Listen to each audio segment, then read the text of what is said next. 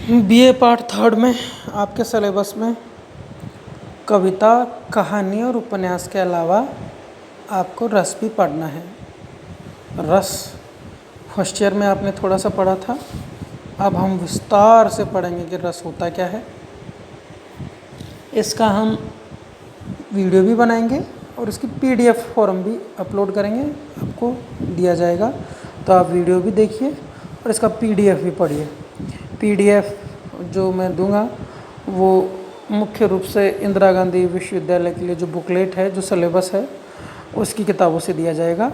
और जो मैं पढ़ा रहा हूँ वो मुख्य रूप से अलंकार पारिजात नाम की पुस्तक से पढ़ा रहा हूँ। इसके लेखक हैं नरोत्तम स्वामी। ये आपको टोंक या जयपुर मिल जाएगी, बहुत अच्छी किताब है। इस किताब का लेखक है नरोत्तम स्वामी और ये किताब निकली है आपकी, प्रकाशक है इसका लक्ष्मी नारायण अग्रवाल प्रकाशक, आगरा। आप इसको टोंक से ले सकते हो सकता है देवली में भी मिल जाए। तो आप एक बार अलंकार पारिजात, मैं लिख देता हूँ किताब का नाम। किताब का नाम है अलंकार पारिजात और लेखक हैं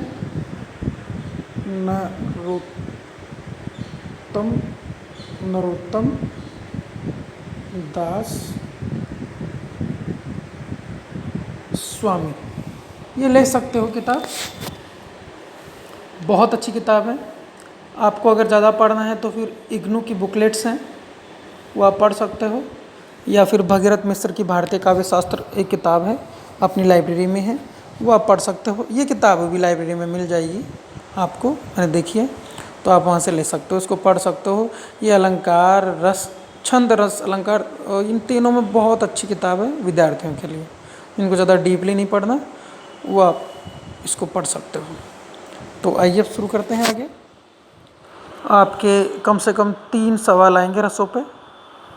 रस क्या है, रस के अवयव क्या है, भरत मुनि का रस सिद्धांत क्या है, इसकी व्याख्या किस किस लोगों ने की, भट्ट लोलट का साधारणीकरण क्या है।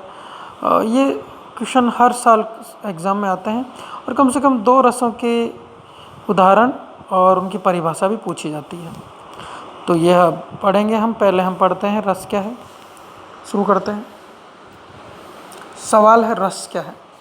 गांव में भी बोलते हैं, शहर में भी बोलते हैं। तो बस बड़ा रस आ रहा है तुझे, बहुत रस ले रहे हो आजकल। तो रस यानी आनंद, ठीक ठीक समझा आपने। रस यानी आनंद। कविता में भी आनंद होता है, नाटक, कहानी, उपन्यास में भी आनंद होता है। रस का सामान्य अर्थ होता है आनंद। हर प्राणी अपने जीवन में आनंद प्राप्त करना चाहता है। जो बोलते हैं ना कि हमें आनंद से कोई मतलब नहीं, हम तो भक्ति में मग्न हैं, भगवान का ध्यान रखते हैं, मस्त हैं, तो वहाँ भी आनंद है, वो भक्ति का आनंद है, वो मस्ती भगवान की भक्ति की है। उनका भी लक्ष्य क्या है?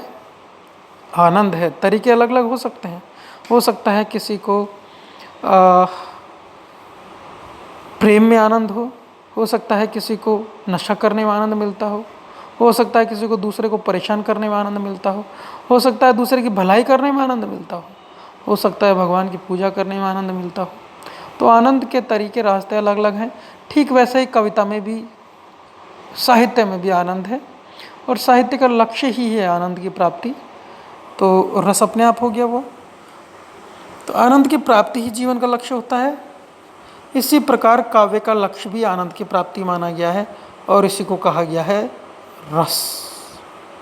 अब इसकी परिभाषा लिखिए। काव्य को परिभाषा।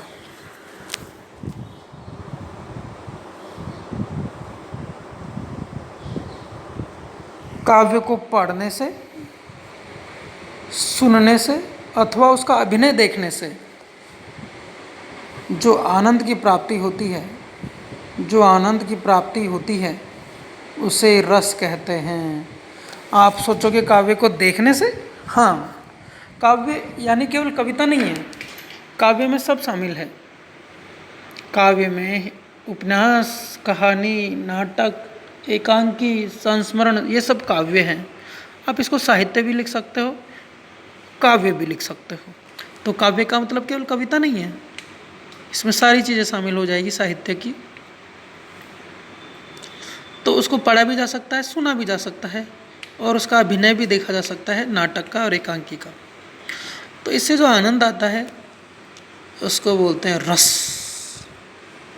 क्या बोलते हैं? रस। अब आइए देखते हैं रस कौन कौन से हैं। सामान्यतः रस 9 माने गए हैं। सामान्यतः रस 9 माने गए हैं।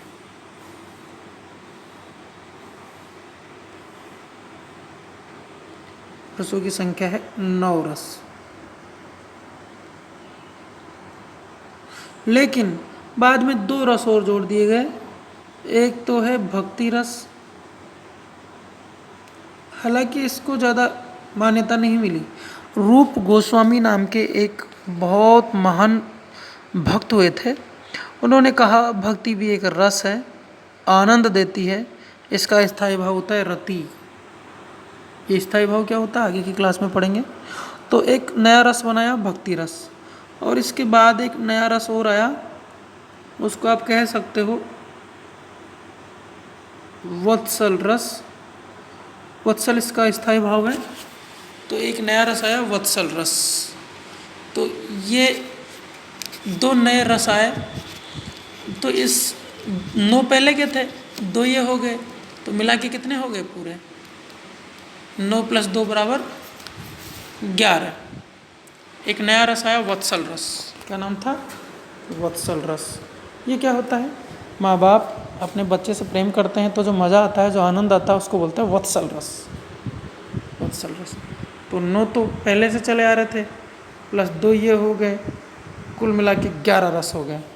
अब आपसे पूछे रस कितने होते हैं तो आप 9 भी बता सकते हो, और कोई पूछे कि नहीं 2 और होते हैं वो भी बताओ, तो आप बता दोगे एक तो भक्ति रस प्लस एक वत्सल रस, 9 + 2 मिला के हो जाते हैं ये 11 रस। 11 रस। अब ये रस होते कहाँ हैं? ये रस होते हैं हमारे हृदय के अंदर, इंसान के अंदर होते हैं ये। लेकिन अब रस हमारे अंदर हैं तो किस रूप में रहते हैं? किस रूप में रहते हैं? तो उसको बोलते हैं स्थायी भाव। क्या बोलते हैं उसको? स्थायी भाव। जैसे फॉर एग्जाम्पल, एक स्थायी भाव है रति, एक स्थायी भाव है रति, और एक स्थायी भाव है हास। 2 हमारे अंदर हैं। जब आप किसी से प्रेम करोगे तो ये रति नामक भाव प्रकट हो जाएगा। मान लो नायिका है, नायक इशारे करता है, मिलने बुलाता है, फ़ोन करता है, दोनों गार्डन में बगीचे में मिलने चले जाते हैं। बगीचे में कोयल बोल रही है, मोर नाच रहे हैं, बादल हो रहे हैं, ठंडी ठंडी हवा चल रही है, म्यूज़िक चल रहा है। तो ये जो रति नामक भाव है जो नायक और नायिका दोनों के दिल में है, ये इन सब चीज़ों से बाहर आ जाएगा, महसूस होने लगेगा, तब ये रस बन जाएगा। और इसका नाम होगा, इस रति के रस का नाम होगा, इस रति से जो रस बनेगा उसका नाम होगा श्रृंगार रस। श्रृंगार रस। ऐसे हमारे दिल के अंदर 9 भाव होते हैं, वो रस बन जाते हैं अनुकूल परिस्थिति आने पर। उनको स्थायी भाव कहते हैं, उसका रस बन जाता है। ये स्थायी भाव और ये रस कौन कौन से हैं, इसको हम अपनी अगली क्लास में डिस्कस करेंगे। 9 स्थायी भाव प्लस 9 रस प्लस उनके रस के अवयव। रस के अवयव 4 हैं, रस के अंग 4 हैं: विभाव, अनुभाव, स्थायी भाव अभी बताया था, और संचारी भाव। इन 4 चीज़ होगी तब रस बनेगा। विभाव भी होते हैं जो भाव को पैदा करते हैं, जिनके कारण भाव पैदा होता है। अनुभाव जैसे दिखता है, जो इंसान में वो दिखता है रस, जैसे प्रेम में मुंह का खिलना, आँखों का खिलना और पसीना आना और काँपना प्रिय के साथ में होने पर, ये सब अनुभव है। और स्थायी भाव तो आपको बता ही दिया, प्रेम का स्थायी भाव हो गया, श्रृंगार का स्थायी भाव हो गया रति। और संचारी भाव कुछ देर के लिए आते हैं फिर खत्म हो जाते हैं, उनको संचारी भाव कहते हैं। जैसे संचारी भाव एक आह भरना, कोई आह भरेगा तो एक संचारी भाव हो जाएगा वो। आहें भरना या रोना, ये सब होता है। ये अगली क्लास में हम देखेंगे। आज के लिए इतना ही, धन्यवाद।